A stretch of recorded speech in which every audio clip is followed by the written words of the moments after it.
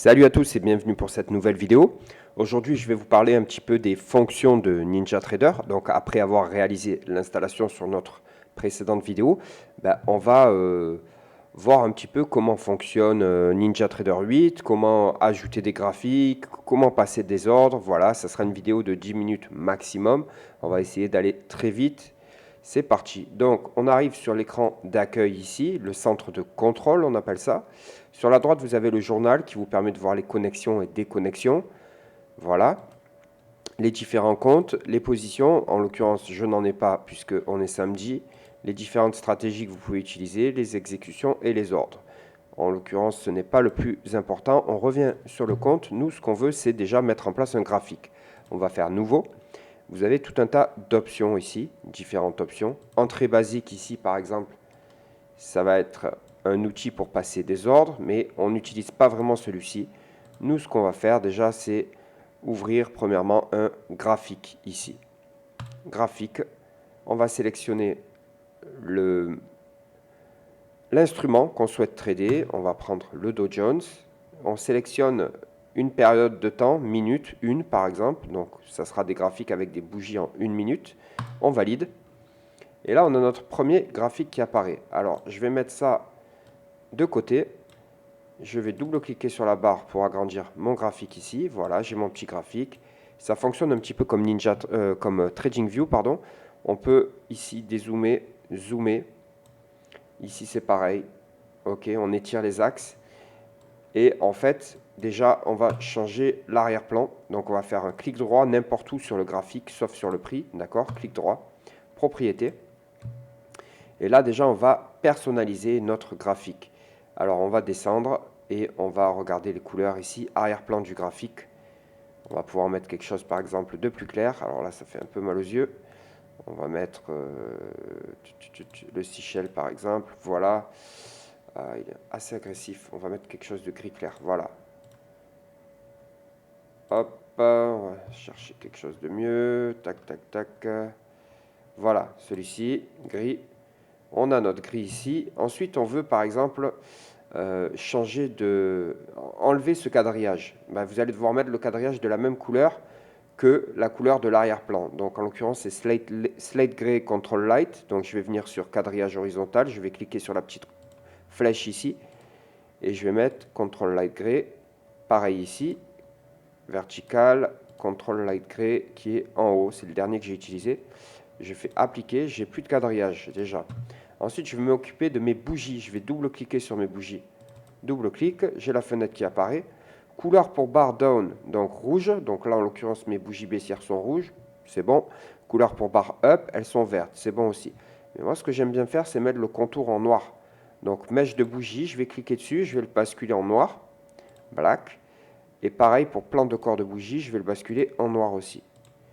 Voilà. Là, j'ai quelque chose de plus sympathique déjà.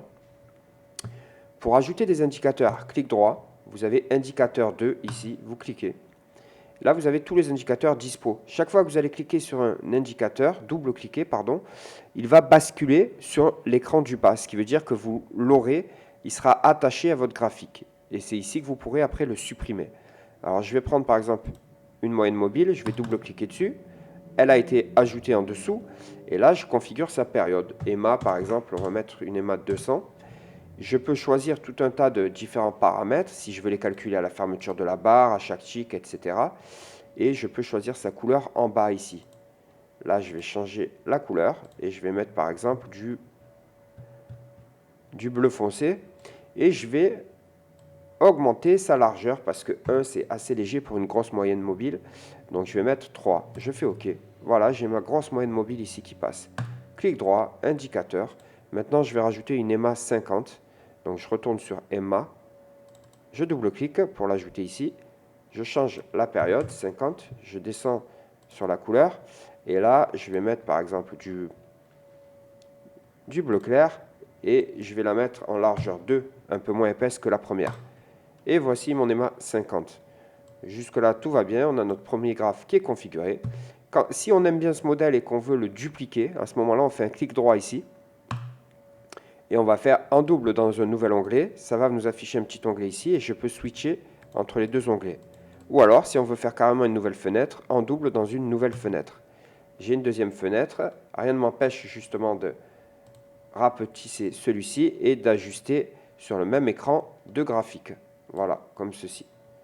Donc j'ajuste, je mets mes graphiques l'un à côté de l'autre.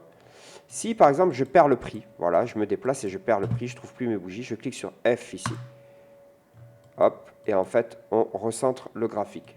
Pareil ici, si je suis perdu, que voilà, je veux revenir au bout du graphique, j'appuie sur la flèche et le F ici va centrer le prix. Ok, donc là je vais me refaire, je vais dézoomer un petit peu, donc je réduis sur les axes ici pour dézoomer sur le prix. Voilà. Lorsque j'ai deux graphiques, eh ben, je peux changer la période ici très facilement en choisissant une période parmi toutes celles qui apparaissent. Si la période que vous voulez n'apparaît pas, par exemple, en l'occurrence là, je voudrais un graphique de 1 minute, il n'y en a pas. Je fais configurer. Et là, je choisis l'intervalle de temps que je veux, donc 1 minute. Et je fais, si la valeur n'est pas existante, je fais Edit pour ajouter la valeur. Et là, je vais mettre 1 minute. Je fais OK. Et voilà, ma nouvelle valeur est apparue. Je fais OK. Je retourne en haut. Et là, magie, j'ai 1 minute qui est apparue. OK, très simple. Pareil, si j'ai mon unité qui n'apparaît pas, configurer. Là, par exemple, moi, j'aimerais bien travailler avec autre chose que ce qui apparaît ici. Par exemple, je voudrais travailler avec des Renko. Je fais ajouter. Et là, j'ai tous les intervalles qui apparaissent, toutes les représentations graphiques qui ne sont pas déjà installées ici. Je peux en rajouter. Par exemple, je vais prendre du Renko. Je fais OK. J'ai mon Renko ici. Et j'édite la valeur. Je veux par exemple un Renko de, disons, de 10. Je fais Renko 10. OK. Validé. Je retourne en haut. Et là, j'ai Renko 10. Je clique dessus. Et j'ai mon affichage en Renko. Ce qui veut dire que chaque fois que le prix parcourira 10 points, en fait, ben, j'aurai une boîte qui va s'imprimer. Et ça, c'est indépendant du temps. C'est un autre style de représentation graphique. On ne travaille pas avec ça, mais c'était pour vous montrer. On va revenir sur quelque chose en 5 minutes. Voilà, on va enlever... par exemple, ça c'est tous les ordres que j'ai passés. Ça risque de vous gêner si vous scalpez comme moi et que vous passez énormément d'ordres. Donc, ce qu'on va faire pour le supprimer, clic droit, série de données, ici. On va descendre tout en bas et on va cliquer sur tracer les exécutions, ne pas tracer. Et hop, magie, ça a disparu. Ce qu'on peut faire aussi, si demain vous ouvrez un graphique et vous n'avez pas assez de données, c'est-à-dire que quand vous revenez vers la gauche, eh ben, vous n'avez plus de bougie, ça peut arriver. Ben là, vous allez faire un clic droit, série de données. Et là, dans jour à charger, par exemple, là, je suis à 5 jours, donc je vais dézoomer pour vous montrer. Je vais passer en 1 heure. 1 heure, 1 heure, donc c'est 60 minutes. Voilà, là, par exemple, vous voyez, j'ai pas beaucoup de passé. En fait, j'ai pas beaucoup j'ai pas beaucoup de, comment on appelle ça? Oh mince. Bon, j'ai pas beaucoup de barres, tout simplement. Je m'arrête là, je démarre au 29 septembre et je finis au 5 octobre. Moi, je voudrais charger plus de jours. J'ai pas beaucoup d'historique, ça y est. Donc, clic droit, série de données. Et là, je rajoute de l'historique. Jour à charger, j'en mets 500, par exemple. Je fais OK. Et hop, magie, ben voilà, j'ai mes données, mon historique qui est apparu. Alors, qu'est-ce qu'on peut dire encore rapidement? Vous voulez tracer des lignes. Vous allez cliquer sur le petit outil de dessin ici. Et là, vous avez tout un tas de différentes options. Vous avez notamment les retracements de Fibonacci. Quand vous cliquez ici, vous pouvez tracer vos retracements. D'accord? On part du swing bas jusqu'au swing haut et on a les retracements du nombre d'or qui apparaissent. Moi, je ne l'utilise pas personnellement dans mon trading. Vous avez ligne. Vous pouvez tracer une ligne et l'orienter un peu comme vous voulez. Ça vous permet de tracer des canaux de prix, par exemple, pour enfermer le prix dans des zones. Vous avez les lignes horizontales classiques ici. Vous cliquez dessus ensuite et vous la faites glisser pour la déplacer.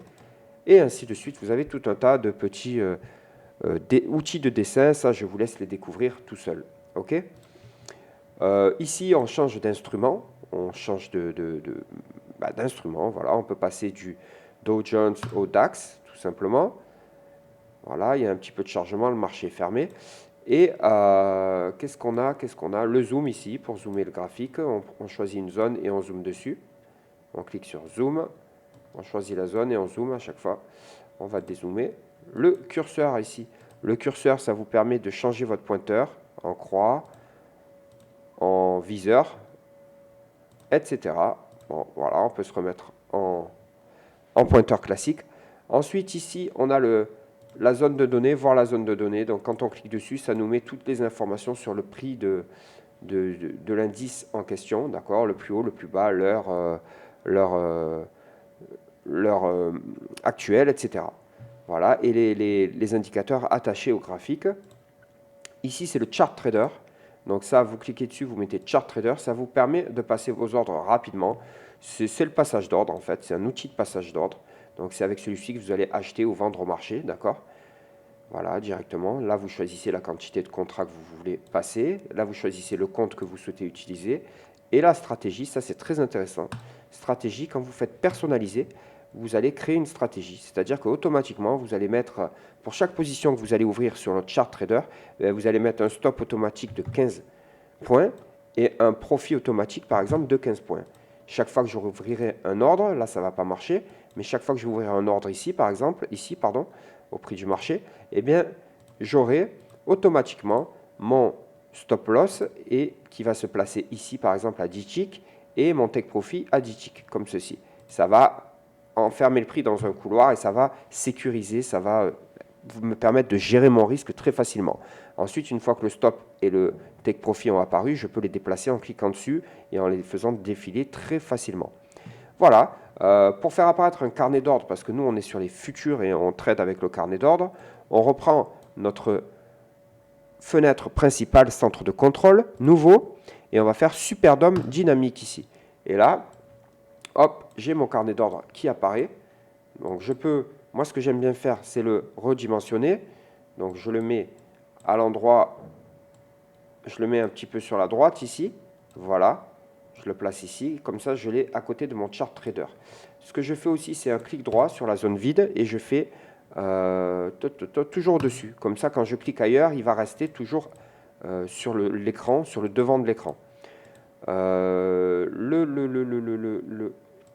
carnet d'ordre, voilà, il est là. Vous pouvez faire un clic droit, ajouter des colonnes ici, faire clic droit colonne, et vous allez ajouter par exemple le PNL. Vous double-cliquez dessus, il va s'ajouter ici, vous faites OK. Le PNL, c'est quoi? Eh bien, le PNL, quand vous allez prendre un trade, tout simplement, par exemple, vous rentrez au marché ici, ça va vous afficher ici le profit que vous pouvez engranger et la perte que vous pouvez subir aussi en temps réel. Et ça, c'est assez pratique. Voilà, si ça vous gêne, vous le réduisez un petit peu. Pareil, vous réduisez votre carnet d'ordre, histoire d'avoir quelque chose qui rentre à droite, mais il faut que ça reste quand même lisible, d'accord? Vous faites bien attention quand vous ouvrez le carnet d'ordre à être sur le bon compte ici, vous sélectionnez votre compte, et le bon instrument qui correspond à l'instrument graphique que vous êtes en train de regarder. Vous avez la quantité de contrats ici, et pareil, la stratégie que vous devez définir, la même stratégie que vous devez mettre sur le carnet d'ordre aussi. Voilà, voilà, je pense qu'on a fait le tour assez rapidement, mais assez efficacement, je dirais. Qu'est-ce que vous avez encore ici? Vous avez le tableau de profondeur. Non, ça va vous servir à rien. Les données du compte et les performances, ça c'est pour vérifier un petit peu vos statistiques une fois que vous avez tradé. En outil, instruments, c'est pour rajouter des instruments dans votre liste ici. Quand il vous manque des instruments, vous allez sur outils, instruments, et en fait, vous allez regarder tous les instruments disponibles. Là, vous pouvez les sélectionner par type. Par exemple, nous, on trade les futurs. Vous cliquez sur futurs et vous avez tous les futurs disponibles. Et vous pouvez avoir toutes les infos nécessaires sur le contrat futur que vous souhaitez trader. Ensuite, liste d'instruments, c'est la liste complète des instruments que vous avez ici, en haut. Vous pouvez ajouter ou retirer des contrats futurs ici. Vous pouvez rajouter ou enlever des instruments aussi dans votre liste personnalisée ici. Et outils, on a quoi? Les commissions pour chaque indice, pour chaque instrument, savoir combien vous coûte un aller et un retour sur le marché. Les différents risques avec les marges que vous devez avoir sur votre compte afin de pouvoir acheter ou vendre un contrat, les heures de négociation, les heures des bourses sur lesquelles vous allez trader, etc., etc. On a fini pour cette vidéo. On l'a fait pas trop longue, histoire que vous gardiez le fil. Et je vous retrouve très bientôt dans une nouvelle vidéo. À bientôt.